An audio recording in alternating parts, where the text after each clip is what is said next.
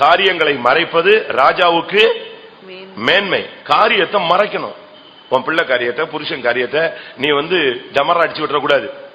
உன் ஃபேமிலி பிரச்சனைகளை வெளியே கொண்டு வரக்கூடாது. அதுவா வெளியே வந்தா அது தேவன் பார்த்துக் கொள்வார். வாசிங்க நீதிமொழிகள் 25:2. காரியத்தை மறைப்பது தேவனுக்கு மேன்மை. காரியத்தை மறைப்பது தேவனுக்கு மேன்மை. நாம அப்படித்தான் செய்யணும். ஒரு தேவனுடைய பிள்ளை ஊமையாயிரு. ஏன் பேசுற? பிரசங்கியில சொல்லி இருக்கிறது, தேவன் வானத்தில் இருக்கிறார், நீ பூமியில் இருக்கிறாய், உன் வார்த்தைகள் தேவனுடைய சமூகத்தில் சுருக்கமாயிருப்பதாக. ஷார்ட்டா நீ பேசினா போதும், ஷார்ப்பா பேசினா போதும். ஒரு தேவனுடைய அதனால்தான் சாட்சி நேரத்தில் நாங்க எல்லாம் டங்கு டங்குன்னு மைக்க தட்டி குழப்பம் நிப்பாட்டுறது காரணம்லாம் அதான்.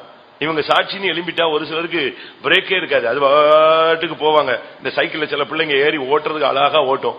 ஏய் நிப்பாட்டுன்னு சொன்னா அதுக்கு என்ன செய்ய தெரியாது, நிப்பாட்ட தெரியாது. பாத்துருக்கீங்களா?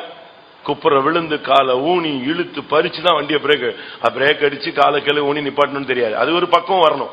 அதே மாதிரிதான் ஒரு சிலருக்கு.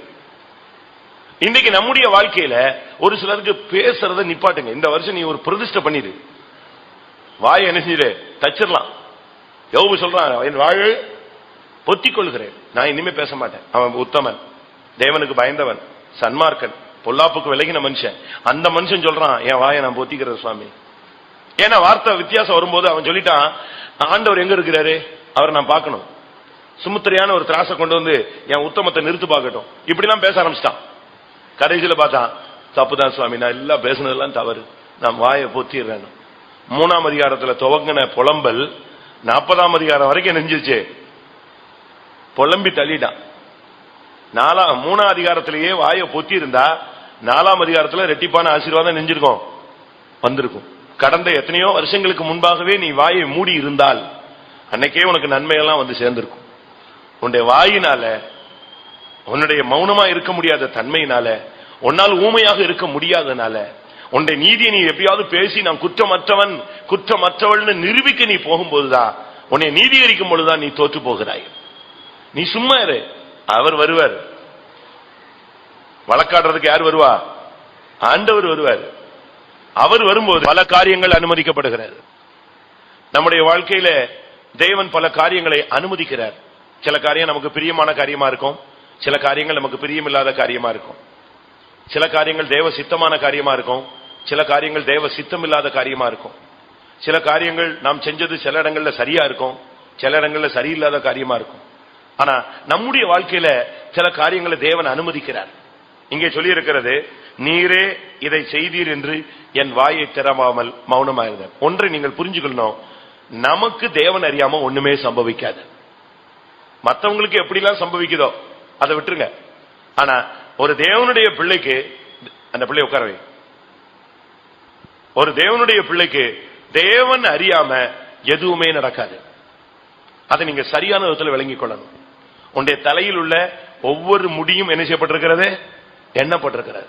என்ன நடந்தாலும் சரி, நீங்க அதுக்கு எவ்வளவோ காரியங்களை நீங்க கதைகள் கண்டிருக்கலாம், கேட்டிருக்கலாம், சம்பவங்கள் கேட்டிருக்கலாம், பல காரியங்களை நீங்கள் பார்த்திருக்கலாம், நீங்க படிச்சிருக்கலாம், அறிஞ்சிருக்கலாம். தேவன் அறியாம ஒரு காரியம் கூட நமக்கு சம்பவிக்காது. அது ஒருபோதும் அனுமதிக்கப்படாது. ஏனென்றால் நீ தேவனுடைய உள்ளங்கையில் இருக்கிறாய். அவர் தன்னுடைய உள்ளங்கையில ஒன்னு செஞ்சிருக்கிறாரு, வரைந்து வைத்திருக்கிறார். அப்ப மரணம் நடக்குத, தீங்கு நடக்குத, சேதம் நடக்குத, அது எல்லாமே பெர்மிட்டட். எல்லாமே தேவன் அனுமதித்தது. அதை நீங்க விளங்கிக் கொள்ள வேண்டியது அவசியம். தேவன் அனுமதிக்காம நம்முடைய வாழ்க்கையில எதுவுமே நடக்காது. அப்ப என் பிள்ளைக்கு இப்படி ஆயிடுச்சு, இது தேவ சித்தமா அப்படின்னு நீங்க கேட்கலாம். என் பையனுக்கு இப்படி ஆயிடுச்சு, அது தேவ சித்தமா அப்படின்னு கேட்கலாம். என் மனைவிக்கு இப்படி ஆயிடுச்சு, இது தேவ சித்தமா அப்படின்னு நீங்க கேட்கலாம். தன்னுடைய சொந்த குமாரனையே சிலுவையில ஏற்றினார், அதுக்கும் பேர் என்னதுதான்? தன்னுடைய சொந்த குமாரன், ஒரே பேரான குமாரனை சிலுவையில தூக்கி தொங்க விட்டார். அதுவும் என்னதான்? தேவ சித்தம் தான். விசுவாசிக்கிறீங்களா? அந்த தேவ சித்தம் நிறைவேற்றப்படாத பட்சத்தில் இன்னைக்கு நம்ம எல்லாம் இங்க உட்கார்ந்து பைபிள் தூக்கிட்டு உட்கார முடியாது. அதுவும் தேவ சித்தம். ஒவ்வொருத்தருக்கும் ஒரு பாதை இருக்கு, அந்த பாதையில போய்கிட்டே இருக்க வேண்டியதான். அதுல மரணம் உண்டு, ஜீவன் உண்டு, அழிவு உண்டு, அழியாமை உண்டு, எல்லாமே அந்த பாதையில உண்டு. வெறும் தண்ணியை மட்டும் குடிச்சுக்கிட்டே போயிட முடியாது. அதுக்கு பிறகு ஆகாரம் இருக்கு. வெறும் ஆகாரத்தை மட்டும் சாப்பிட்டுட்டே 24 hours உட்கார்ந்துட்டு இருக்க முடியாது. அதுக்கு வேலை இருக்கு. இப்படி ஒவ்வொன்றுக்கும் ஒவ்வொரு காரியங்களை தேவன் மாற்றி மாற்றி வைத்திருக்கிறார். இப்ப சிருஷ்டிப்பை பாத்தீங்கன்னா ஒரு சிருஷ்டிப்பு இன்னொரு சிருஷ்டிப்பு சாப்பிடுது, அப்படித்தானே? அதுக்கு அதை ஆகாரமா தேவனே ஏற்படுத்தி வச்சிருக்கார். அடுத்த சிருஷ்டிப்பு அடுத்தது என்ன செய்யுது? அது அழிச்சிருது. அடுத்த சிருஷ்டிப்பு அது அழிக்குது. இப்படி அழிவும் ஆக்கமும் தேவனுடைய நியதி. அதுபோல நம்முடைய வாழ்க்கையில நாம் சில காரியங்களை தேவன் தான் இதை செய்தார் அப்படிங்கறத விசுவாசிக்கணும். இல்ல பிசாசு செஞ்சிட்டான், அவங்க இப்படி பண்ணிட்டாங்க, இவங்க இப்படி பண்ணிட்டாங்க, இப்படிப்பட்ட ஒரு கொஸ்டின் நமக்கு வருது.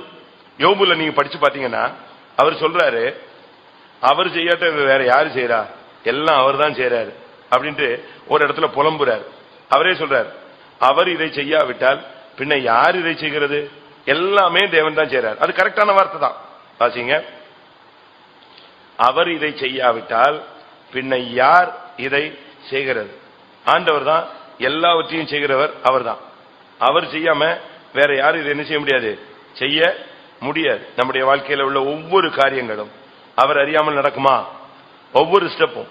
ஒரு தலையில உள்ள ஒரு முடி வேற ஒண்ணு இல்ல, ஒரு குருவி. ஒரு குருவி கீழே விழுந்தாலும் யார் அறியாம விழாது? அப்படிதான் பைபிள் சொல்லுகிறது.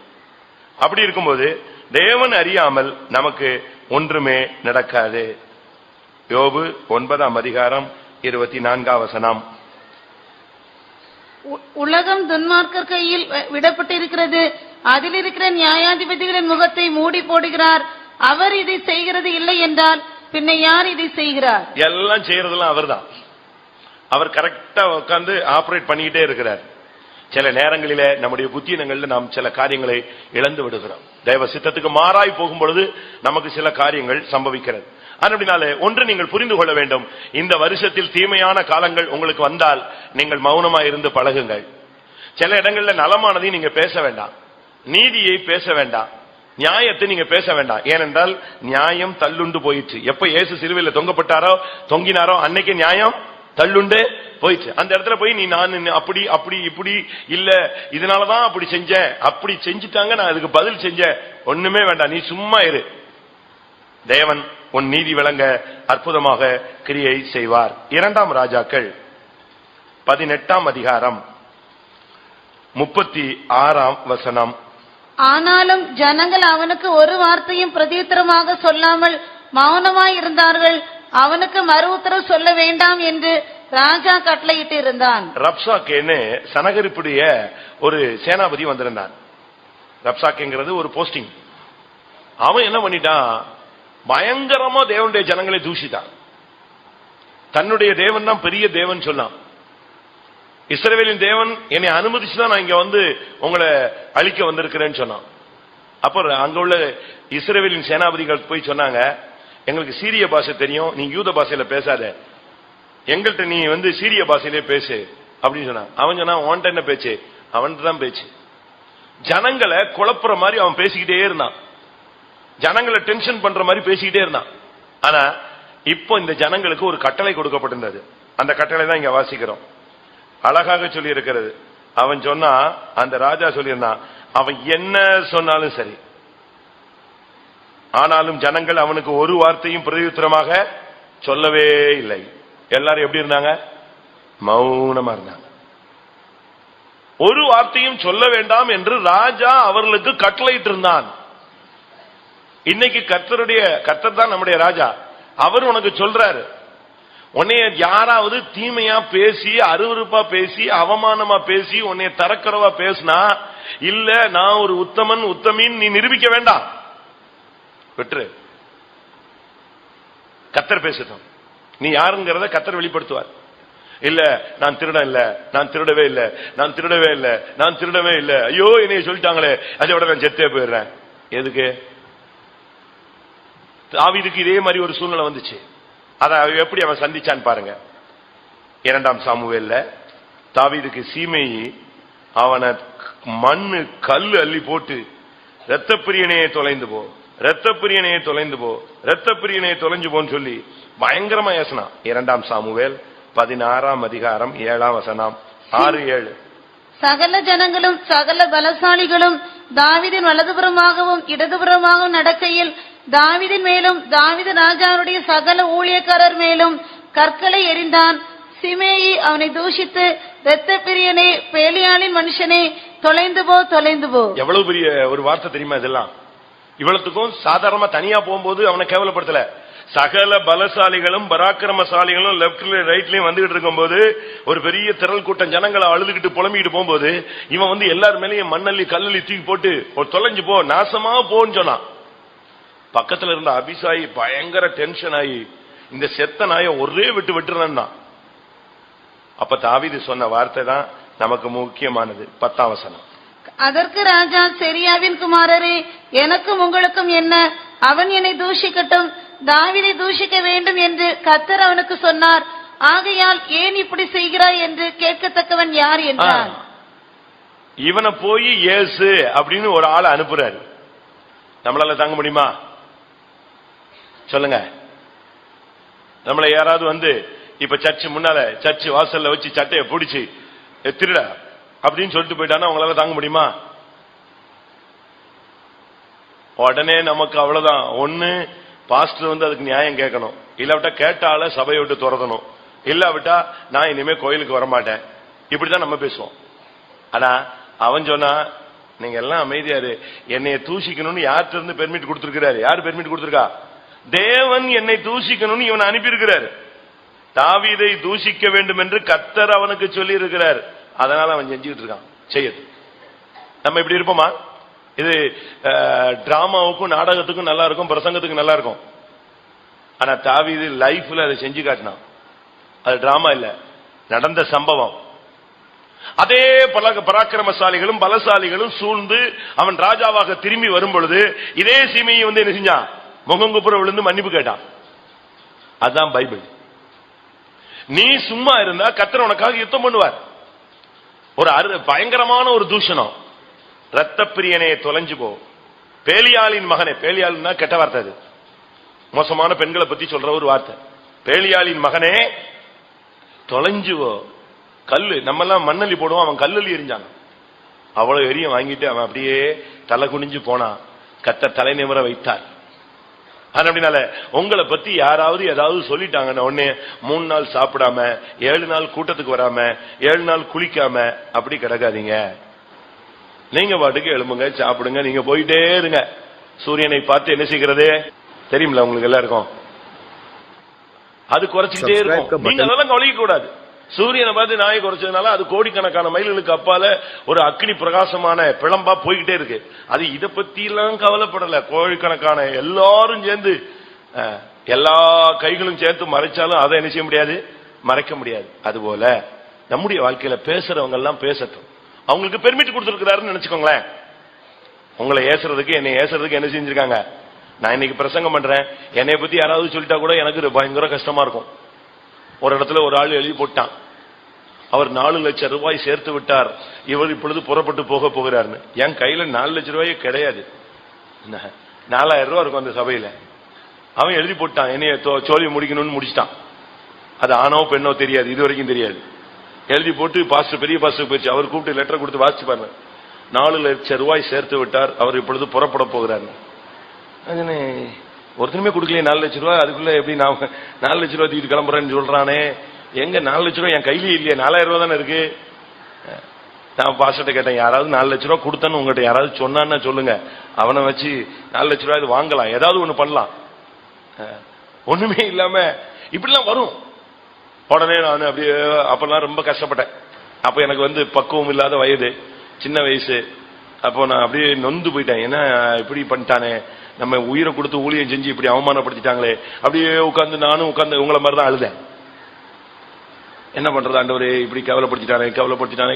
நைட்டெல்லாம் அப்படியே போவேன், காம்பவுண்ட் வால்ல நிப்பேன், பேத்தம் வாசல்ல அப்படியே நின்றுப்பேன். நைட்டு 12 மணிக்கு அந்த தெரு லைட்டு மட்டும் தான் எரியும். அதான் ஒண்ணுதான் சாட்சி. சிஸ்டர்ஸ் எல்லாம் அப்படியே பார்ப்பாங்க, இவன் ஆளு என்ன பண்ண போறான்னு. எனக்கு வேற என்ன செய்ய முடியும்? சண்டையும் போட முடியாது, அதையும் விட்டு வந்தாச்சு.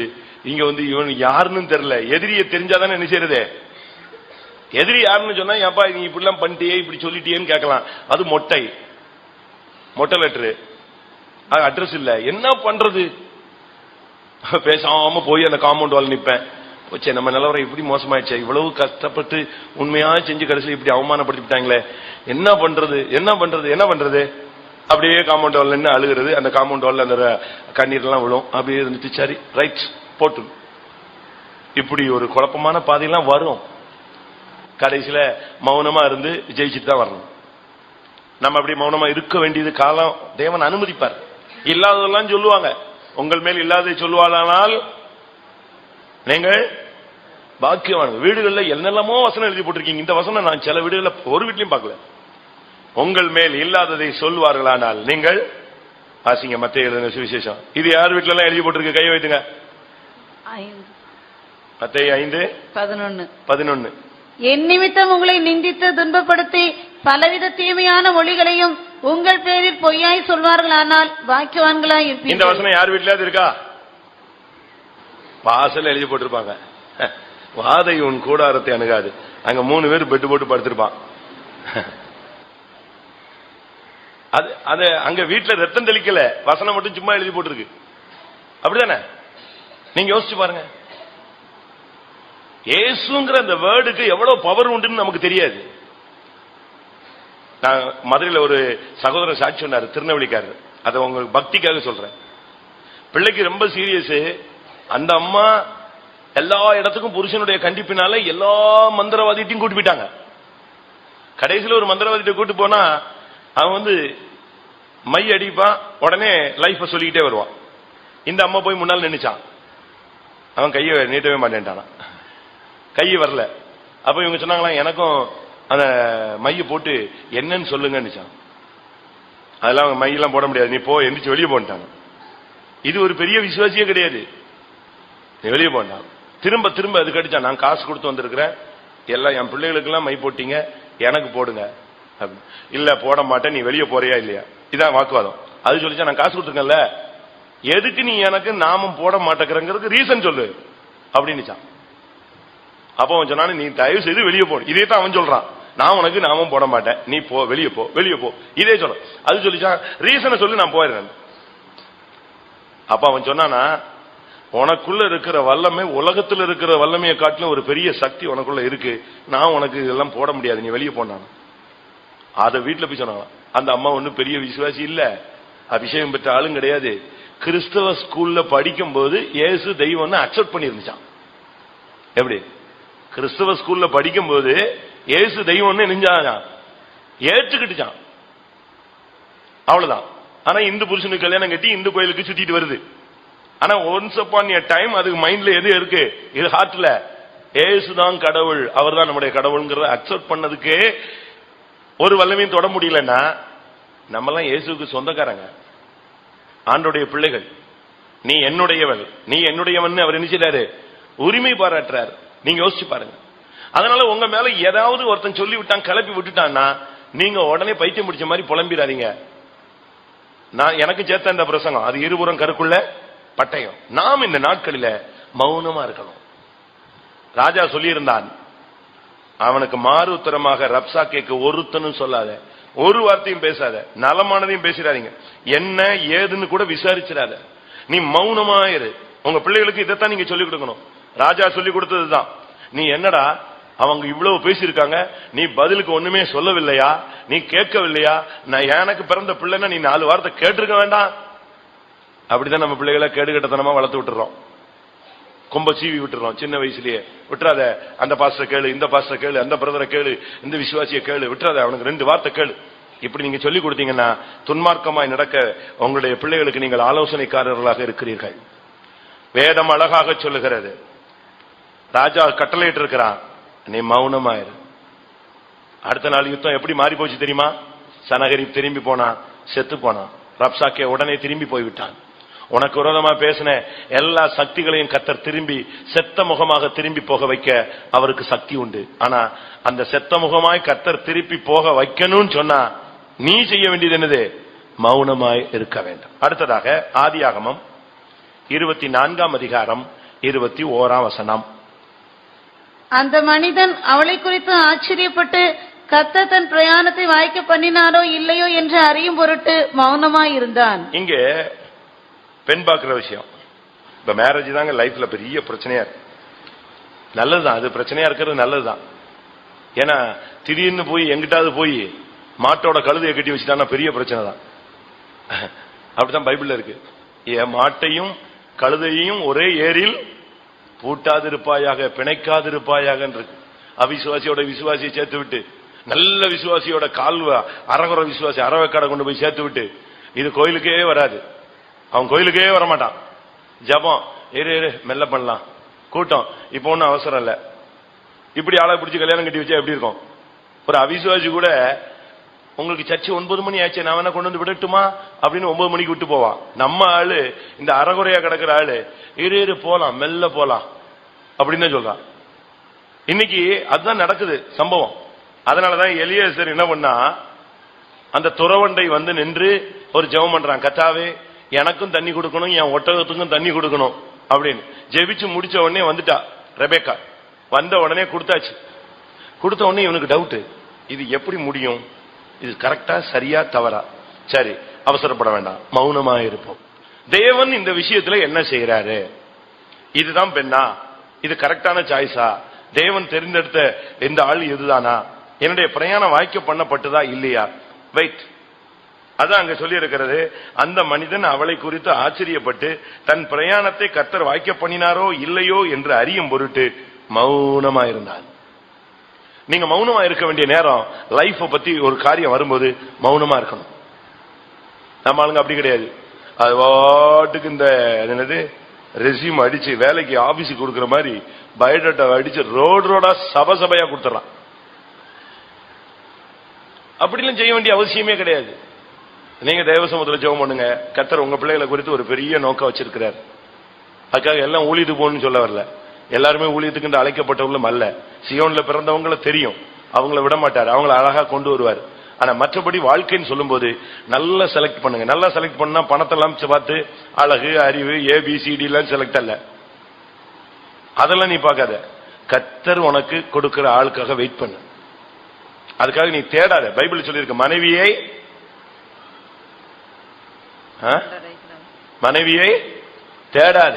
ஒரு பையன் ஊழிட்டு போறேன்னா மதுரை சென்ட்ரல்ல போய் உட்காந்துக்கிட்டான்.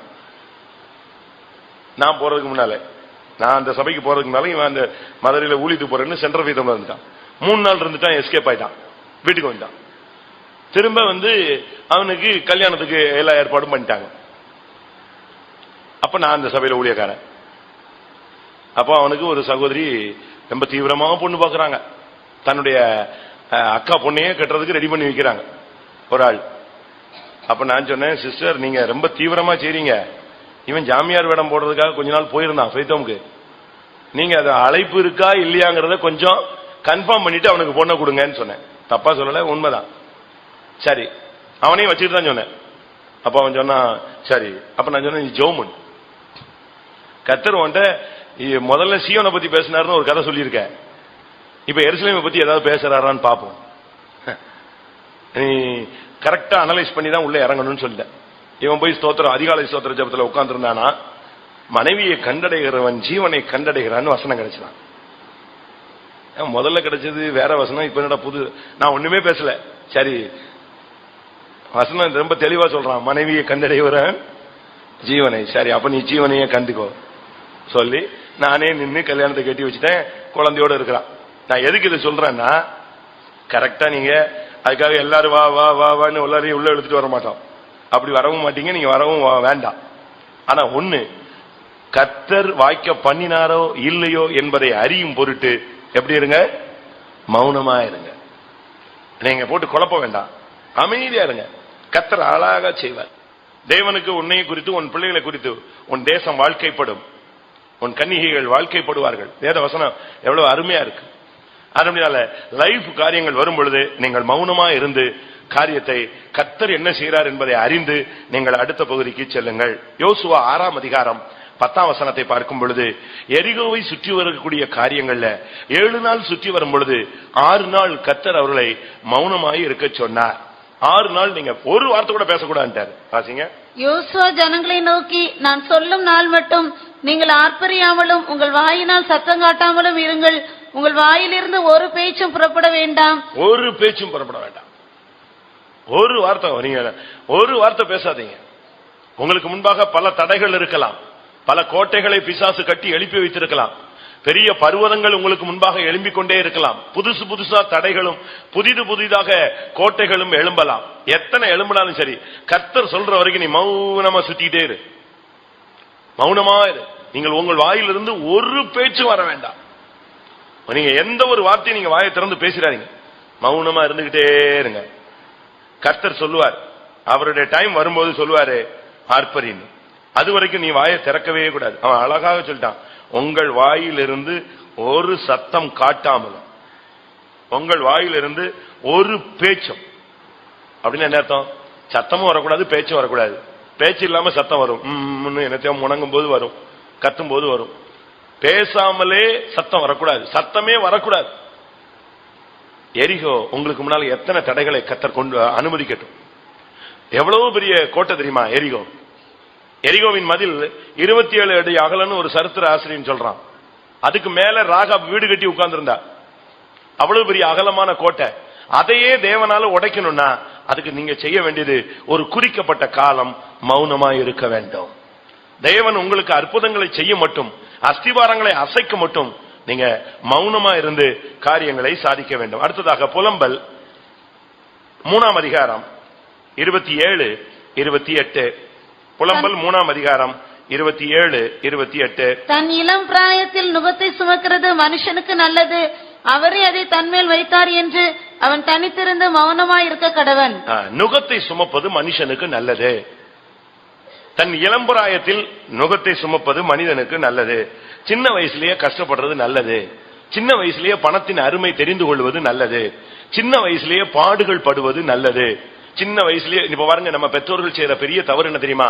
அநேகம் பெற்றோர்கள் தங்க பாடுகள் பிரச்சனைகள் எல்லாத்தையும் தாம் மேல வச்சுக்கிறாங்க. பிள்ளைகளுக்கு ஒரு கஷ்டம் கிடையாது. அந்த பிள்ளை தூங்கி எந்திரிச்சா பாய கூட என்ன செய்யாது, மடிக்காது. அப்படி வளர்த்தா என்ன வளர்க்கறது?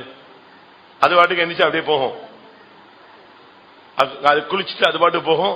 இவங்க துணி துவச்சு அழகா அயன் பண்ணி அழகா வைப்பாங்க.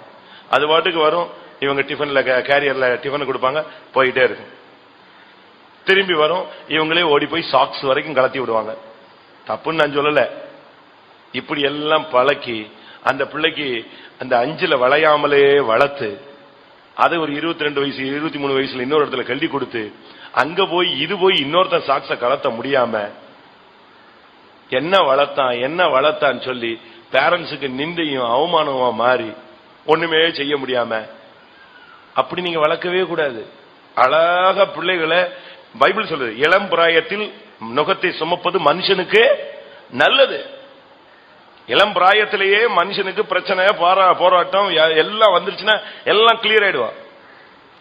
அப்போ அவனுக்கு அதுக்கு பிறகு கர்த்தர் தான் இதை அனுமதித்தார் என்று சொல்லி அவன் தனித்திருந்து மௌனமா இருக்க கடவன். கர்த்தர் அதை தன்மேல் வைத்தார்.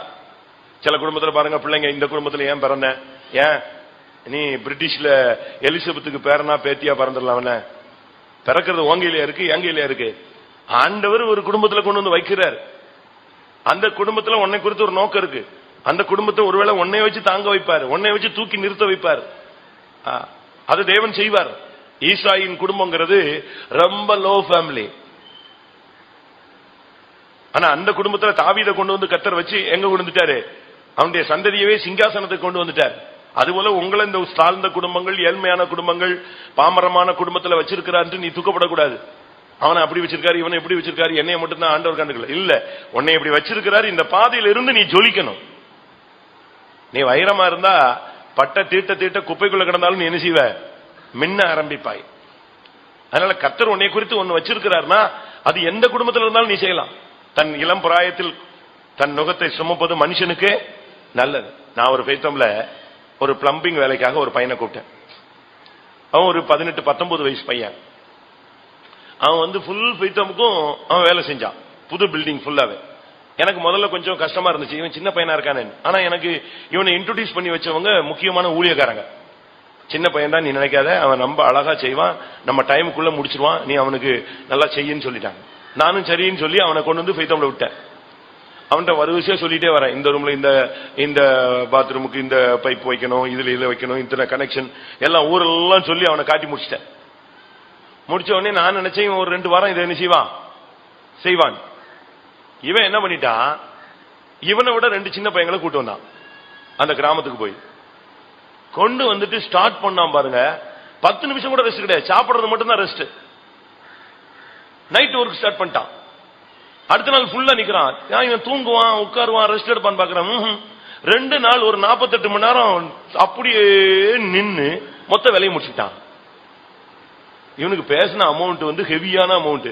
ஒரு பாயிண்ட்டுக்கு விளைவு இத்தனை எல்லாம் பேசியாச்சு. எனக்கு போட்டு குழப்பமா இருக்கு. என்னடா இவன் 2 குட்டி பையனை கொண்டு வந்தா 2 பேருக்கும் என்ன மிஞ்சி போயிட்டா அப்போ உள்ள காசுக்கு ஒரு 100-200 ரூபா கொடுப்பான். 48 மணி நேரம் சரி மிஞ்சி போயிட்டா 1000 ரூபா கொடுப்பான். ரைட்டு விடு. இவனுக்கு 2 நாள் ஃபுல் டே நைட்டு ஒரு 4000 ரூபா. சரி 4 ஒரு 500 ஒரு 5000 ரூபாய்க்குள்ள முடிஞ்சிருக்கு. இவனுக்கு நம்ம 15000 ரூபாய் பேசிக்கிட்டோமே. எனக்கு குழப்பம், பயங்கர குழப்பம். கத்தருடைய காசை விட்டுட்டோமோ, மிஸ் பண்ணிட்டோமோன்னு எல்லாம் பேசி முடிச்சு அவன் வேலையை முடிச்சுட்டு வந்தான். நான் எல்லாத்தையும் செக் பண்றேன், ஏன்னா நைட் எல்லாம் செஞ்சானா ஒழுங்கா செஞ்சானான்னு எல்லாம் பக்காவா செஞ்சு முடிச்சிருக்கான். முடிச்ச உடனே நான் சொன்ன, தம்பி 2 நாள் தான் நீ வேலை செஞ்சிருக்க, இதுக்கு 15000 ரூபாய் கேட்கறியே அப்படின்னு எனக்குள்ள இருக்கிற ஆவியில பேசினேன். அப்ப அவன் சொன்னா, அது கேட்ட உடனே நான் அப்படியே கையில காசு கொடுத்துட்டேன். அவன் சொன்னா, எனக்கு எங்க அப்பா கிடையாது, எனக்கு 4 அக்கா இருக்காங்க, நான் தான் சம்பாதிச்சு அவங்களெல்லாம் என்ன செய்யணும், கல்யாணம் கட்ட வைக்கணும், படிக்க வைக்கணும், குடும்பத்தை ஃபேமிலியை ரன் பண்ண வைக்கணும். இல்லைன்னு சொன்னா நானும் டீசெண்டா வந்துட்டு காலையில வந்துட்டு 8 மணி நேரம் 6 மணி நேரம் வேலை செஞ்சு டொக்கு டொக்கு டொக்கு டொக்குன்னு அடிச்சுட்டு நானும் ஒரு 3 வாரம் என்ன செய்வேன், இதை மற்றவங்க செய்யற மாதிரி செஞ்சுட்டு போகிறதுக்கு எனக்கும் தெரியும். ஆனா எனக்கு இந்த பசங்களை வச்சு எப்படியாவது அட்ஜஸ்ட் பண்ணி சீக்கிரம் முடிச்சா வீட்டில் உள்ள சில கடன் பிரச்சனை எல்லாம் சால்வ் ஆயிடும். அதுக்கு தான் நான் இப்படி செஞ்சேன். அதனால எனக்கு காசு மட்டும் குறைச்சிடாதீங்கன்னா. இதுக்கு பிறகு நான் எப்படி குறைக்கிறது? அப்பதான் யோசிச்சேன், சின்ன வயசுலயே அவன் நுகத்தை சுமக்க நெஞ்சிட்டான், பழகிட்டான். நம்ம ஆளுங்க என்ன செய்வாங்க, பெட்டி இல்ல கட்டு அப்படிமா, அப்படிதான் பேசுறோம் பிள்ளைங்க.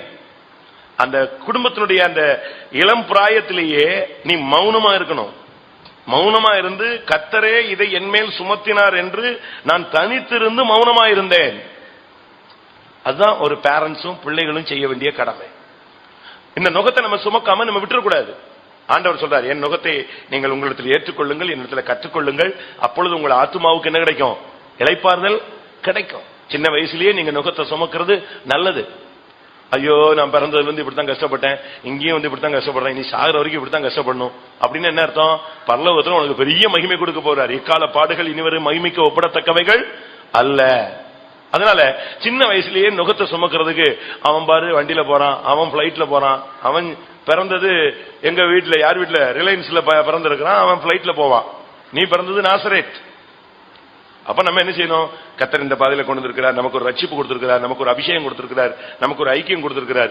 இதுல இருந்து தப்பி எப்படியாவது கரை சேர்ந்து நம்ம எங்க போய் சேர்ந்துடணும், நித்திய ஜீவனுக்கு பங்காளியாய் மாறணும். இதுதான் பைபிள் சொல்லுகிற மௌனம். சரி, இனி மௌனமாய் இருக்காமல் பேச வேண்டிய காலம் எது? அதை குறித்து உங்களுக்கு சின்ன வசனங்கள் நான் சொல்ல விரும்புகிறேன். எப்பவுமே மௌனமா இருக்க சொல்லிட்டாரு பாஸ்டர், இனிமே ஜபத்துல கூட போய் கம்முன்னு தவந்தான் இருப்பேன், அது அல்ல. பிரசங்கத்தை நல்லா புரிஞ்சுக்கோங்க.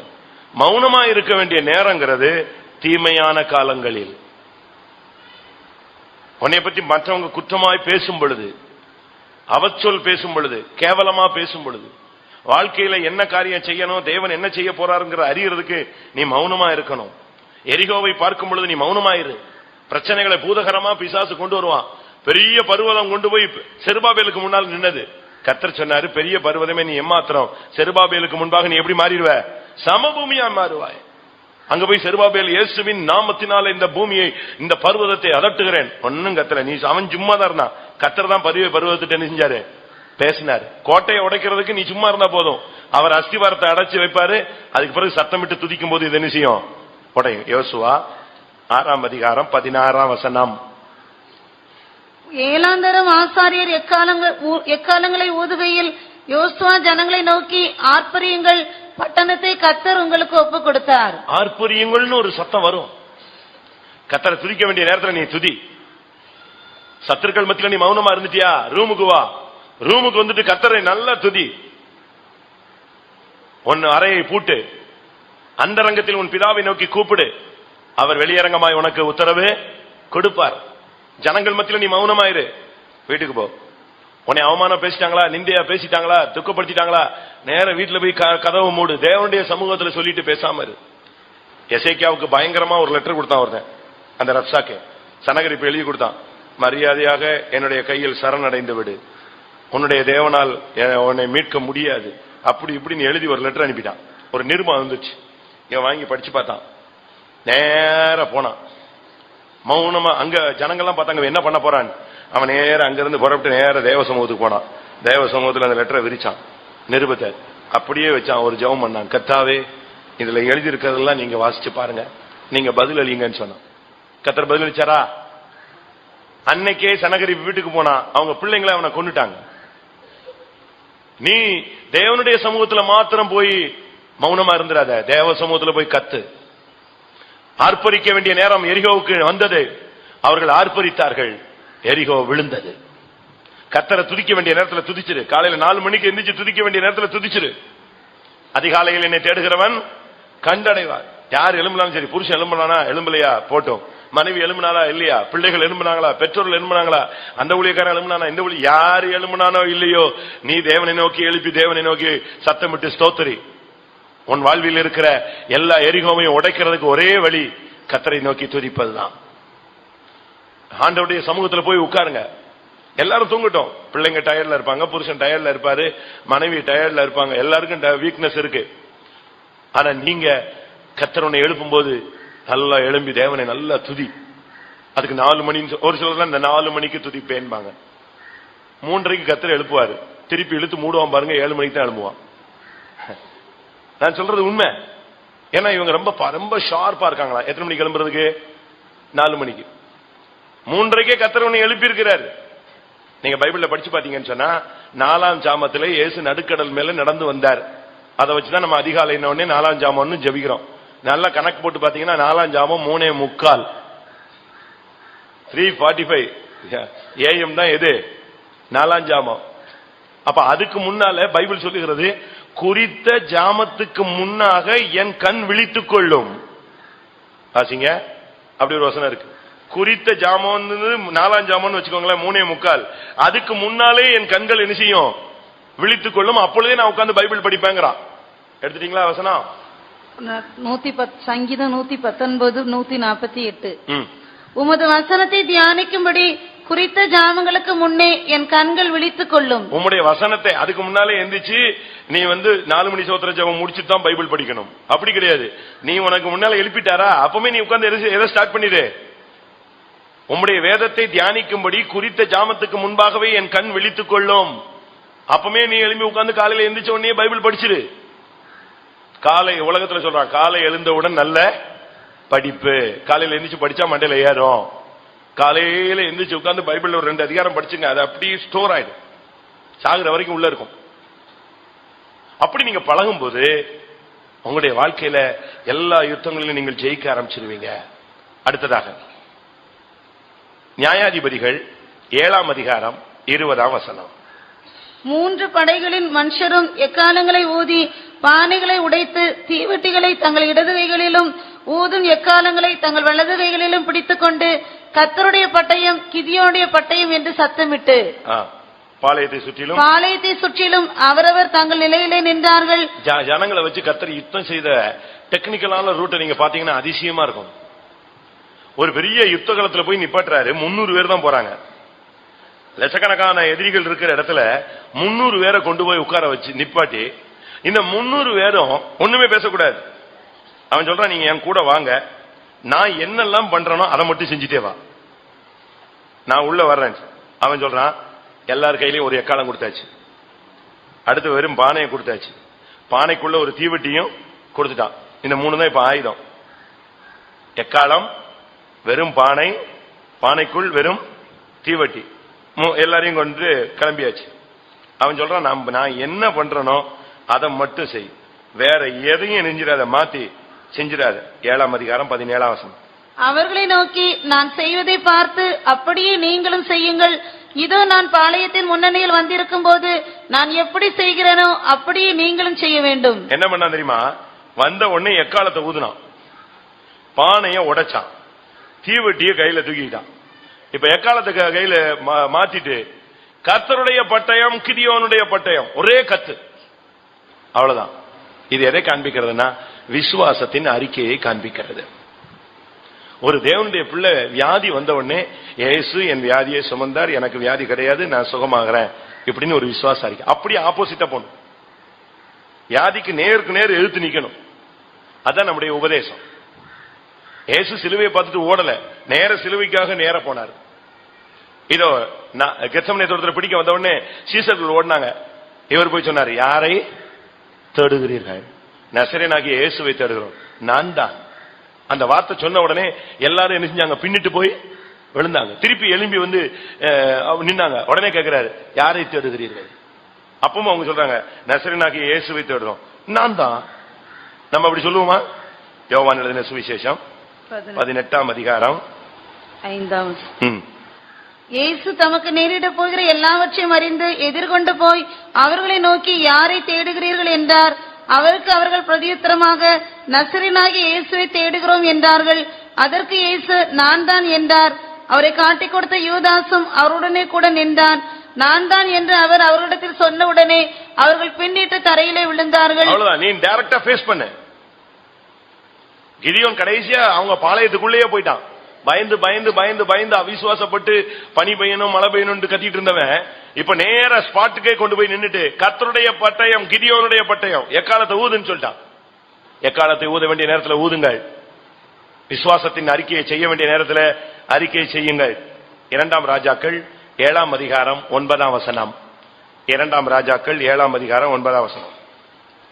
பின்பு அவர்கள் ஒருவரை ஒருவர் நோக்கி, நாம் செய்கிறது நியாயமல்ல. இந்நாள் நற்செய்தி அறிவிக்கும் நாள். நாம் மௌனமாய் இருந்து பொழுது விடிய மட்டும் காத்திருந்தால் குற்றம் நம்மேல் சுமரும். இப்போதும் நாம் போய் ராஜாவின் அரண்மனையாருக்கு இதை அறிவிப்போம், வாருங்கள் என்றார்கள். குஷ்டரோகிகள் போய் யுத்த களத்துல ஒரு ஜெயம் நடந்ததை அவர்கள் கண்டுபிடித்தார்கள். சத்துருக்கள் எல்லாம் ஓடிட்டாங்க. அது யாருக்குமே தெரியாது. இவங்க உட்கார்ந்து அழுதுகிட்டு புலம்பிக்கிட்டு யோசிச்சுக்கிட்டே இருக்கிறாங்க, என்ன நடந்துச்சு, என்னையோ நான் யுத்தம் நடந்தா நம்ம என்ன ஆவோம் என்ன ஆவோம் என்ன ஆவோம்னு தேவனுடைய ஜனங்கள் கலங்கிக்கிட்டு இருந்தா, குஷ்டரோகிகள் பார்த்தாங்க, வாழ்வோ சாவோ நம்ம எங்க போலாம்? சத்ருவின் பாளையத்துக்கு போலாம். அங்க போனா சத்துருக்கள் எல்லாம் ஓடி போயிட்டான். ஓடி போனது தெரிஞ்ச உடனே அவங்க முதல்ல கொஞ்சத்தை பொருட்கள் எல்லாம் எடுத்து வந்து வீட்டுல ஒளிச்சு வச்சாங்க. திருப்பி ஒரு குஷ்டரோகி சொன்னா, இது நற்செய்தி அறிவிக்கும் நாள், நம்ம இப்ப என்ன செய்யக்கூடாது? மௌனமாவே இருக்கக்கூடாது. ரட்சிக்கப்பட்ட நீ நற்செய்தி அறிவிக்காமல் மௌனமாய் இருக்கக்கூடாது. ரட்சிக்கப்பட்டிருக்கீங்களா? இந்த கூட்டத்தில் இருக்கிற எல்லாரும் ரட்சிக்கப்பட்டிருக்கீங்களா? இயேசுவின் ரத்தத்தினால் கழுவப்பட்டவர்களா? ரட்சிப்பு நமக்கு கிடைச்சிருக்கா? விசுவாசிகள் தானே. ஞானஸ்நானம் எடுத்திருக்கிறோம், பரிசுத்த ஆவி பெற்றிருக்கிறோம். இது இந்த வருஷம் மௌனமா இருக்க வேண்டிய வருஷம் அல்ல. வீட்டுல பிரச்சனை, அந்த நேரத்தில் மௌனமாயிரு. ஆனா வெளியே போய் நீ நற்செய்தி அறிவிக்க வேண்டிய வருஷம். புறஜாதிகளுக்கு சொல்லுங்க, ஏழைகளுக்கு சொல்லுங்க, தேவனை அறியாத ஜனங்களுக்கு சொல்லுங்க, அறிந்தும் கீழ்ப்படியாத ஜனங்களுக்கு சொல்லுங்க. நீங்க மற்றவர்களுக்கு சுவிசேஷம் சொல்லுங்க, மற்ற சபக்காரங்களுக்கு உபதேசம் சொல்லுங்க. ஒரு சிலர் சொல்லுவாங்க, நாங்கெல்லாம் கிறிஸ்தவங்க, நீங்க வேற எங்கேயாவது போய் சொல்லுங்க. நீங்க அவங்களுக்கு போய் இயேசு ரட்சிக்கிறார்னு எது கொடுக்க கூடாது. நாசரேத்தில் இருக்கிற எல்லா சிஎஸ்ஐ வீட்டிலே போய் இயேசு ரட்சிக்கிறார், இயேசுவை ஏற்றுக்கொள்ளு நீ கொடுத்தீங்கன்னா அது சரியில்லை. அவங்களுக்கு நீங்க போய் எதை கொடுக்கணும்? ரட்சிக்கப்படாதவனுக்கு, இயேசுவை தெரியாதவனுக்கு நீ இயேசுவை பத்தி சொல்லு. ரட்சிக்கப்பட்டு இயேசுவை தெரிஞ்சவனுக்கு எதை போய் சொல்லு? பாவிகளுக்கு சொல்ல வேண்டியது சுவிசேஷம், கிறிஸ்தவர்களுக்கு சொல்ல வேண்டியது உபதேசம். நீ மௌனமா இருக்க கூடாது. ஊழியம், ஆண்டவருடைய சுவிசேஷத்தை அறிவிப்பது, உபதேசத்தை சொல்லுவது, இந்த காரியத்தில் நீ மௌனமா இருக்க வேண்டிய காலம் இது அல்ல. இந்த காலத்தில் நீ செய்ய வேண்டியது நற்செய்தி அறிவிக்கணும். இந்த வருஷத்துல எல்லாரும் ஒரு முடிவு எடுத்துக்கோங்க. ஆண்டவரே, ஞாயிற்றுக்கிழமை சாயங்காலம் நான் ஊழியம் செய்வேன். அப்படி இல்லை, சமயம் வாய்த்தாலும் வாய்க்காவிட்டாலும் நான் நினைச்சுவேன், ஒவ்வொரு நாளும் திருவசனத்தை பிரசங்கம் பண்ணுவேன். நமக்கு ஒரு சகோதரன் உண்டு, ரயில்வேல ரொம்ப டாப் போஸ்ட்ல இருந்தவர். ஜெர்மன்ல எல்லாம் அவர் நம்முடைய இந்திய தூதராக இருந்தார். அந்த அளவு கனப்படுத்தப்பட்ட ஒரு மனுஷன். அவர் மூலமா ரயில்வேல நம்முடைய விசுவாசிகள் எவ்வளவோ பேர் வேலைக்கு சேர்ந்திருக்காங்க, கணக்கழக்கில்லாத ஆளுங்க சேர்ந்து. ஆனா அவருக்கு அந்த வேலை முடிஞ்ச உடனே இப்ப அவர் செய்யற ஊழியம் என்ன தெரியுமா? நம்ம மிஷனுடைய டிராக்ட் மினிஸ்ட்ரி ஃபுல்லா அவர் தான் கண்ட்ரோல் பண்றார். அவருடைய ஸ்டேட்மெண்ட் வரும், வருஷத்துக்கு ஒரு ட்ரிப் டிராக்ட் மினிஸ்ட்ரின்னு ஒரு ஸ்டேட்மெண்ட் வரும். அதுல பாத்தீங்கன்னா இந்தந்த மொழிகள்ல இத்தனை கோடி டிராக்ட்ஸ் போயிருக்கு இந்த வருஷத்துலன்னு கரெக்டா ஒரு ஸ்டேட்மெண்ட் வரும்.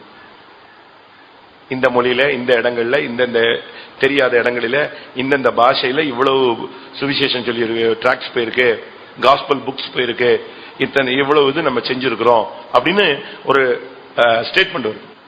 அந்த அளவு அவங்க தன்னுடைய ரிட்டையர்மெண்ட் காலங்களை எப்படி பயன்படுத்துறாங்க?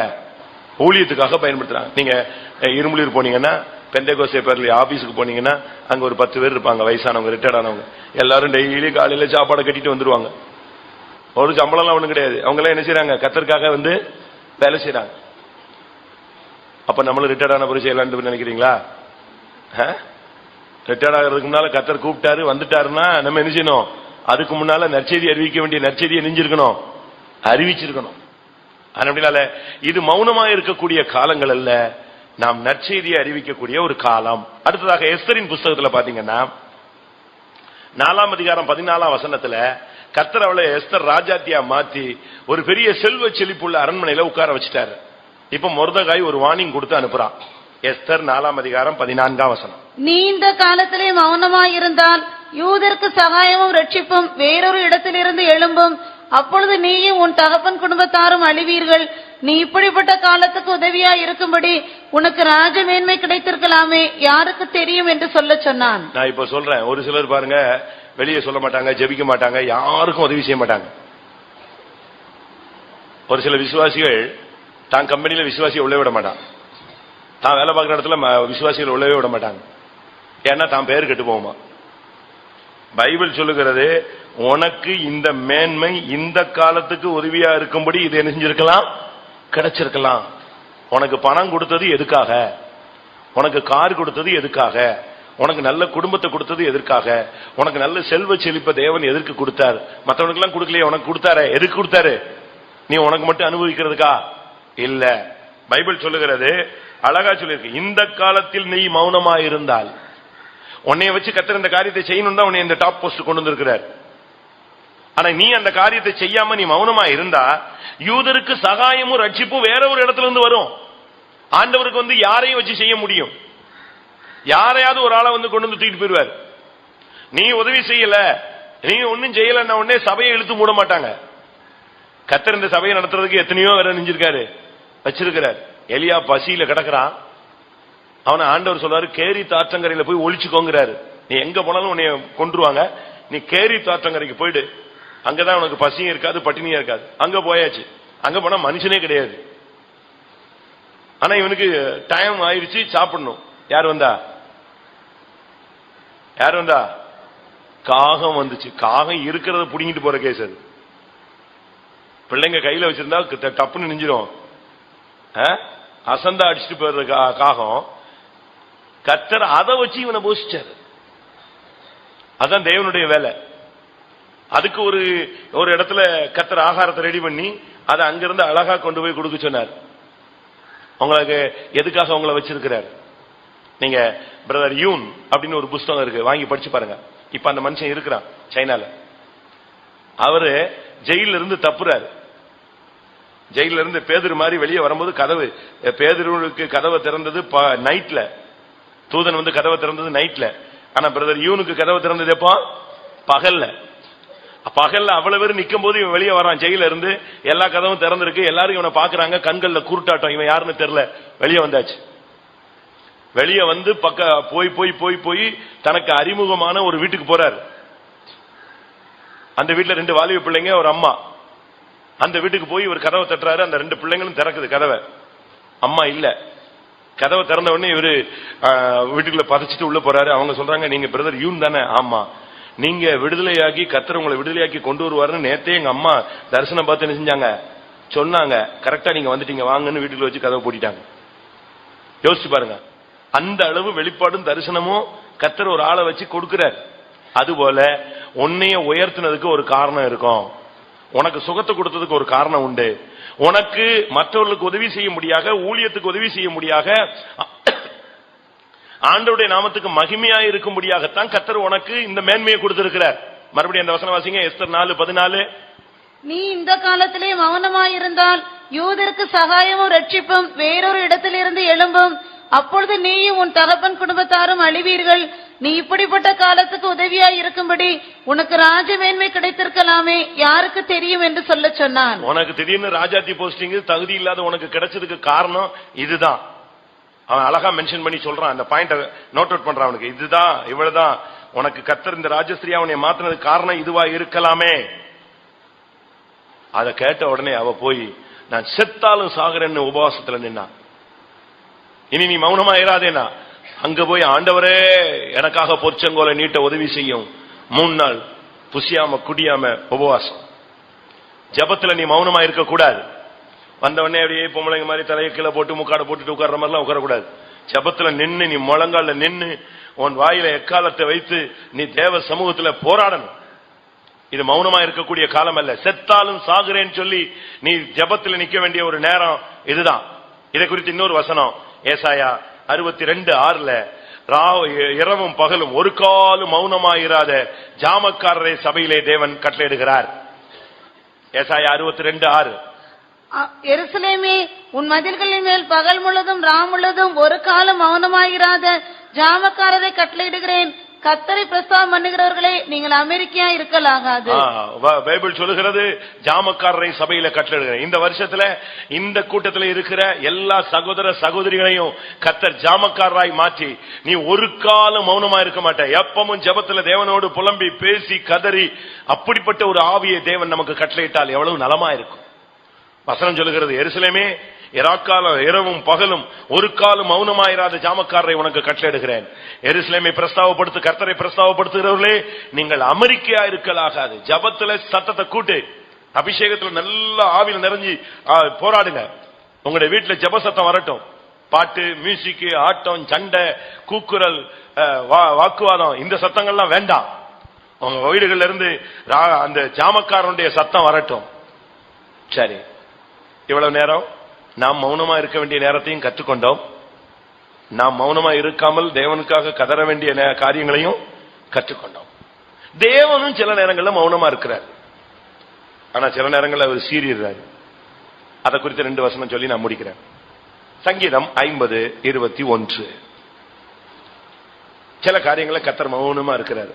இவைகளை நீ செய்யும் போது நான் மௌனமாய் இருந்தேன், உன்னை போல் நானும் இருப்பேன் என்று நினைவு கொண்டாய். அநேக காரியங்களை நம்ம தோத்து போறோம், பாவம் செய்யறோம், பின்மாறி போகிறோம். அந்த நேரத்தில் அவர்கிட்ட உடனே ஆக்ஷன் எடுத்தார்னா என்ன ஆகும்? ஆண்டவரே அக்கிரமத்தை கவனித்திருப்பானால் யார் நிலை நிற்பான்? என்னெல்லாமோ பண்றோமே. அவர் மௌனமா இருக்கிறார். ஏசாயா 42:14 வெகுகால மௌனமா இருக்கிறார். 42 ஏசாயா 42:14. நான் வெகு காலம் மௌனமாய் இருந்தேன், சும்மா இருந்து எனக்குள்ளே அடக்கிக் கொண்டிருந்தேன். பாத்தீங்களா, வெகு காலம். அதை குறித்து இன்னொரு வசனம் ஏசாயா 57:11. ஆண்டவர் மௌனமா இருக்கனால நமக்கு பயம் இல்லாமல் போயிடுச்சான். நீ யாருக்கு அஞ்சி பயப்படுகிறாய்? நீ பொய் சொல்லுகிறாயே. நீ என்னை நினையாமலும் உன் மனதிலே வைக்காமலும் போகிறாய். நான் வெகு காலம் மௌனமாய் இருந்தேன் அல்லவா, ஆகையால் எனக்கு பயப்படாது இருக்கிறாய். இப்ப ஆண்டவர் நம்முடைய பாவங்களை குறிச்சு கவனிக்காம அப்படி மன்னிச்சுட்டு யாக்கோபின் அக்கிரமத்தை நான் காண்பதில்லை, இஸ்ரவேல்ல குற்றம் பிடிக்கிறது இல்ல, நம்ம செஞ்ச தப்புக்கெல்லாம் அடி விழாம இருக்கிறதுனால இப்ப நமக்கு என்ன ஆயிடுச்சுன்னா பயம் இல்லாம போயிடுச்சு. அதுதான் இன்னைக்கு நடக்கிற சம்பவம். துர்க்கிரிகளுக்கு தக்கதான தண்டனை சீக்கிரமாய் நடவாதபடினால் அநேகருடைய இருதயம் துணிகரம் கொண்டிருக்கிறது. ஆனா அவர் ஏன் மௌனமா இருக்கிறாரு? இரக்கத்தில் ஐஸ்வர்யம் உள்ளவர். அவன் திரும்பிடுவான், அவன் திருந்திடுவான், இனி அவன் சரியாயிடுவான், அந்த நம்பிக்கை தான். இப்ப பாருங்க, புருஷன் பையனை போட்டு அடிப்பாரு பிள்ளைய, அப்ப அம்மா சொல்லுவாங்க விடுங்க வளர்ந்துட்டா சரியாயிடுவான், அந்த ஒரு எதிர்பார்ப்பு. அதுபோல தேவன் உன்னுடைய வாழ்க்கையில சூழ்நிலைகள் மாறும் பொழுது நீ சரியாவா என்று சொல்லித்தான் அநேக காரியங்கள்ல அவர் உன்னை கண்டிக்காமல், என்னையும் கண்டிக்காமல், சிட்சிக்காமல், நம்மை நியாயந்திருக்காமல், நம்மை தூக்கி எறியாமல், நம்மை கைவிடாமல், நம்மை புறக்கணிக்காமல் அவர் மௌனமா இருந்து எப்படியாயினும் நாம் சரிப்பட்டு விடுவோம் என்கிற ஒரு எதிர்பார்ப்புல அவர் காத்திருக்கிறார். ஆனா அதே தேவன் மௌனமா இராத ஒரு காரியமும் இருக்கிறது. ஏசாயா 62:1. சீயோன் நிமித்தமும் எருசலேம் நிமித்தமும் நான் மௌனமாய் இராமலும் அது நீதி பிரகாசத்தை போலவும் அதன் ரட்சிப்பு எரிகிற தீவட்டை போலவும் வெளிப்படும் மட்டும் அமராமலும் இருப்பேன். சீயோனுக்காகவும் எருசலேமுக்காக, இந்த சபையில இருக்கிற இந்த விசுவாசிகள், இந்த ஊழியர்களுக்குள்ள யாரெல்லாம் சீயோனுக்காக இருக்கிறார்களோ, யாரெல்லாம் எருசலேமுக்கு இருக்கிறார்களோ, அவர்கள் விஷயத்துல கர்த்தர் மௌனமா இருக்க மாட்டார். வைராக்கியமாய் அவர் எழுந்து கிரியை செய்யக்கூடிய காலம். இதுவரைக்கும் ஒருவேளை உன்னுடைய வாழ்க்கையில யுத்தங்களில, பிரச்சனைகளில கர்த்தர் மௌனமா இருக்கிறாரு, ஒண்ணுமே செய்ய மாட்டேங்கிறாரு, பதில் கொடுக்க மாட்டேங்கிறாரு, ஒரு வார்த்தை சொல்ல மாட்டேங்கிறாரு, ஒரு தரிசனம் கிடைக்க மாட்டேங்குது, எனக்கு ரிசல்ட் இல்ல, இப்படி நீ குழம்பி போயே இருக்கிறாய். ஆனா கர்த்தர் உனக்கு சொல்லுகிறார், நான் எருசலேமின் நிமித்தமும் நான் சீயோனின் நிமித்தமும் நான் மௌனமா இருக்க மாட்டேன். இது இன்னைக்கு தேவன் உனக்கு கொடுக்கிற ஒரு வாக்குத்தத்தம். இனி நான் அமராமல் இருப்பேன், நான் மௌனமா இருக்க மாட்டேன். எருசலேமுக்காகவும் சீயோனுக்காகவும் நான் வைராக்கியமா இருக்கிறேன். அந்த எருசலேமுக்காகவும் சீயோனுக்காகவும் நான் சீக்கிரம் வரப்போகிறேன். கடைசி அவசியம் 50ஆம் சங்கீதம் 3ஆம் வசனம். நம்முடைய தேவன் வருவார், மௌனமாயிரார். நம்முடைய தேவன் வருவார், சீக்கிரம் வரப்போகிறார். அவர் உன்னுடைய பிரச்சனைகள், உன்னுடைய வேதனைகளை பார்த்து மௌனமா இருக்கிறதில்ல. சபை போகிற பாதைகளை பார்த்து அவர் மௌனமா இருக்கிறவர் அல்ல. ஜனங்கள் வித்தியாசமான உலக பாதையில போகிறதை கண்டு அவர் மௌனமா இருக்கிறதில்ல. மனவாட்டி சபையை, இந்த சபைக்குள்ளே இருந்து மௌனமா இருக்க வேண்டிய நேரங்களில் மௌனமா இருந்து, ஜெபிக்க வேண்டிய நேரங்களில் ஜெபித்து, தங்களை ஆயத்தப்படுத்திக் கொண்டிருக்கிற ஜனத்துக்காக அவர் வைராக்கியமாய் கிரியை செய்து, அப்படிப்பட்ட சீயோனுக்காக, எருசலேமுக்காக தீவிரமாய் கிரியை செய்து அவர்களை சேர்க்க இயேசு வரப்போகிறார். எல்லாரும் கண்களை மூடுவோம். ஆமென். இன்றைக்கு கர்த்தர் உங்களோடு, என்னோடு, நம்மோடு பேசி இருக்கிறார். இந்த வருஷத்துல மகனே, மகளே, நீ மௌனமா இருக்க வேண்டிய சில காலங்கள் உண்டு. நீ ஆர்ப்பரிக்க வேண்டிய காலங்கள் உண்டு. மௌனமாயிருக்க ஒரு காலம் உண்டு. பேச, ஜெபிக்க, ஆர்ப்பரிக்க, துதிக்க, சத்தத்தை உயர்த்த ஒரு காலம் உண்டு. ஒவ்வொன்றுக்கும் ஒரு காலம் உண்டு. அந்தந்த காலத்தில் நீங்கள் அதை செய்யுங்கள். கர்த்தரும் மௌனமாயிருக்கிற காலங்களில் மௌனமா இருக்கிறார். அவர் தீவிரமாய் கிரியை செய்ய வேண்டிய காலங்களில் அவர் தீவிரமாய் கிரியை செய்வார். உனக்காக, எருசலேமுக்காக, சீயோனுக்காக அவர் ஒருபோதும் மௌனமாயிராத தேவன். அவர் சீக்கிரம் வரப்போகிறார். ஆமென். யாரெல்லாம் அந்தந்த காலங்களிலே அந்தந்த விதங்களிலே செயல்படுறார்களோ அவர்களைத்தான் அவர் சேர்க்க போகிறார். எல்லாரும் ஒரு 2 நிமிஷம் கண்களை மூடி முழங்கால் படிடுவோம். நான் ஒரு கொஸ்டின் கேட்கிறேன். கடந்த வருஷங்களில், இத்தனை வருடங்களில் நீங்க உங்களை அப்படியே திரும்பி பாருங்க.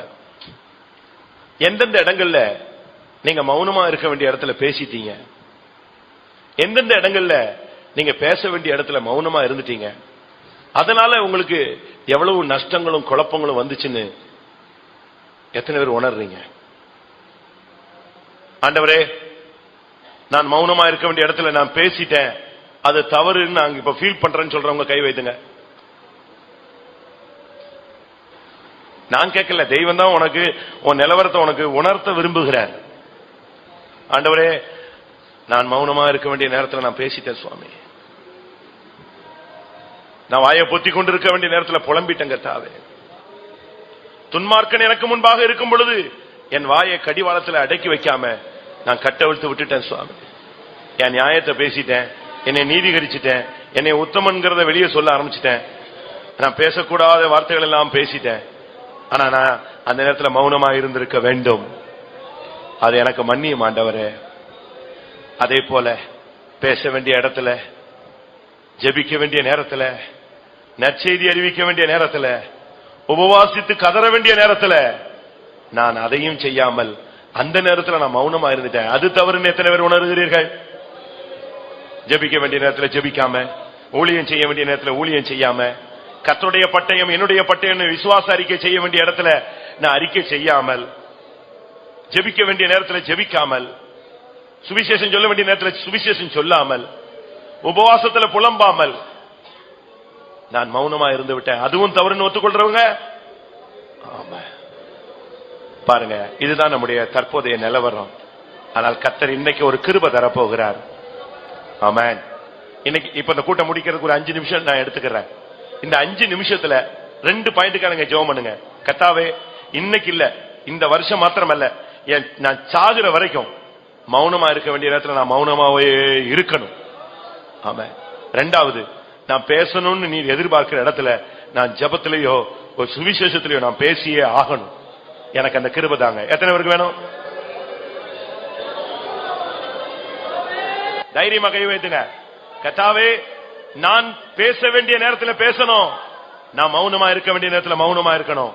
அந்த கிருபை, அந்த ஆலோசனை, அந்த வழிநடத்துதல், அந்த கட்டுப்பாடு எனக்கு தாங்க. அல்லேலூயா, அல்லேலூயா, ஆமென். தேவன் மௌனமா இருக்கிற நேரத்தில் மௌனமா இருக்கிறார், கிரியை செய்கிற நேரத்தில் தீவிரமாய் கிரியை செய்கிறார்.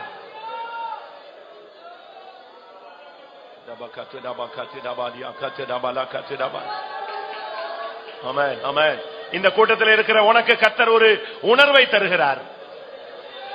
இன்றையிலிருந்து கர்த்தர் ஒரு உணர்வுள்ள ஆவியை உனக்கு தருகிறார். அது என்ன உணர்வுள்ள ஆவி? பேசுன்னு சொல்லுவார், பேசாதே என்று சொல்லுவார், மௌனமாயிரு என்று சொல்லுவார், ஜெபி என்று சொல்லுவார், நீ அமர்ந்திரு என்று சொல்லுவார், நீ எழுந்திரு என்று சொல்லுவார். அப்படிப்பட்ட ஒரு உணர்வுள்ள தன்மையை இந்த கூட்டத்தில் முழங்காலில் நிற்கிற உனக்கு தரப்போகிறார்.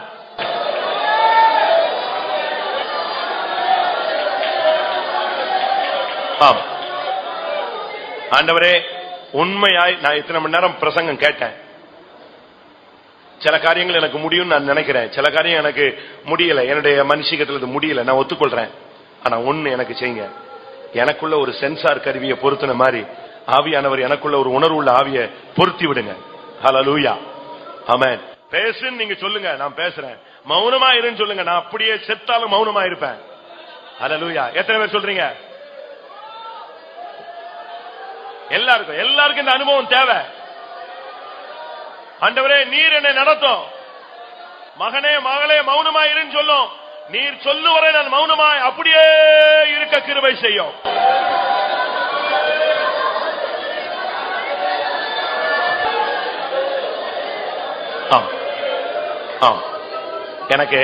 எனக்கு ஒரு ஆசை, கர்த்தருடைய வார்த்தைக்கு கீழ்ப்படுகிற ஒரு 10 பேராவது தேவை. 10 பேர் இருந்தா போதும். இந்த கூட்டத்தில் ஒரு 10 பேராவது இந்த வசனத்துக்கு அப்படியே சரண்டர் பண்ணி நீங்க இதை லைஃப்ல மெயின்டைன் பண்ணி பாருங்க, போதும். பைபிள் சொல்லுகிறது, 10 நீதிமான் இருந்தால் நான் அந்த தேசத்தையே அழிக்க மாட்டேன். ஆமா, நீ உன் குடும்பத்துல இன்னைக்கு இந்த பிராக்டிஸ் நீ எடுத்துக்கோ. கர்த்தர் உனக்கு கிருபை தருவார். உன்னுடைய மனுஷிகத்தில் இதுவரைக்கும் முடியாது. உன்னால பேச வேண்டிய நேரத்தில் பேசாம இருக்க, பேச வேண்டிய நேரத்தில் நீ மௌனமா இருந்துடுற, மௌனமா இருக்க வேண்டிய நேரத்தில் பேசிடுற. இதுதான் மனுஷிகம். ஆனா தெய்வீகம் அப்படி அல்ல. மௌனமா இருக்க வேண்டிய நேரத்தில் உன்னை மௌனமா இருக்க வைக்கும். பேச வேண்டிய நேரத்தில் உன் வாயில எக்காலத்தை வைத்து கர்த்தருடைய பட்டயம் உன்னுடைய பட்டயம் என்று சொல்ல வைக்கும். அந்த அபிஷேகத்தை பெற்றுக்கொள்ளுங்க, அந்த கிருபையை பெற்றுக்கொள்ளுங்க, அந்த அனுபவத்தை பெற்றுக்கொள்ளுங்க, அந்த வல்லமையை பெற்றுக்கொள்ளுங்க, அந்த வசனத்தின் ஜீவனை பெற்றுக்கொள்ளுங்க.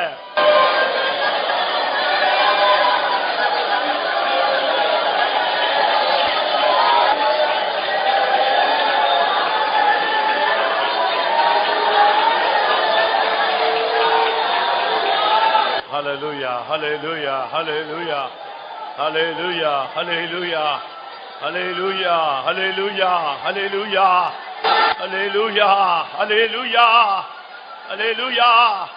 ஏசப்பா, இந்த வசனத்தை பயிற்சி வைக்க உதவி செய்யும். ஆமென். மௌனமா இருக்க ஒரு காலம் உண்டு, பேச ஒரு காலம் உண்டு. பிள்ளைகளை பலப்படுத்தும் ஆண்டவரே. ஆமாம். உண்மையா இந்த கூட்டத்தில் யாருக்கு இந்த அனுபவம் வேணுமோ வேண்டாமோ, எனக்கு வேணும். இது எனக்காக தேவன் சொன்ன ஒரு பெரிய ஆலோசனை, நான் அக்செப்ட் பண்றேன். இது கர்த்தருடைய வார்த்தை, மனுஷனுடைய வார்த்தை அல்ல. இது எனக்கு தான் தேவன் பேசி இருக்கிறார். நான் தான் இப்படிப்பட்ட காரியங்கள்ல குறை உள்ளவன். எனக்கு இந்த அனுபவம் வேணும்னு சொல்றவங்க எத்தனை பேரு? நீங்க விசுவாசித்தாலும் விசுவாசியாவிட்டாலும் இந்த வசனம் உங்களுக்குள்ள பலன் செய்ய போகிறது. ஆச்சரியப்பட போகிறீர்கள். மௌனமா இருக்க வேண்டிய இடத்துல மௌனமா இருந்து நீங்கள் ஜெயிப்பீர்கள். நீ மௌனமாயிரு, கர்த்தர் உனக்காக பேசுவார், கர்த்தர் உனக்காய் வழக்காடுவார், கர்த்தர் உனக்காய் நியாயம் செய்வார்.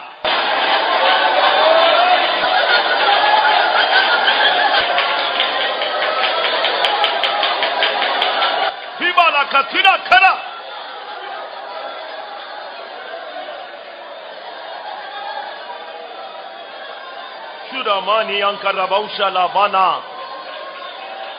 Hallelujah.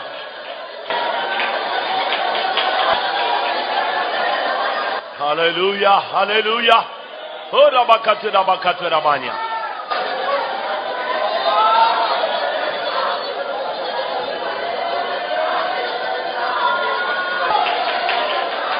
ஆமா, உன்னை மௌனமாயிரு என்று சொல்லிக் கொடுத்தவர் அவர் மௌனமாய் இருக்க மாட்டார். உன்னை மௌனமாய் இருக்க சொல்லிவிட்டு அவர் அந்த இடத்துல யுத்த உயர்வனாய் வருவார். அவர் அந்த இடத்துல சத்துருவை சிதறடிப்பார். நீ சீயோனுக்குரியவன், நீ எருசலேமுக்குரியவர். அவர் உனக்காக ஒருபோதும் மௌனமாய் இருக்க மாட்டார். வைராக்கியமாய் கிரியை செய்வார்.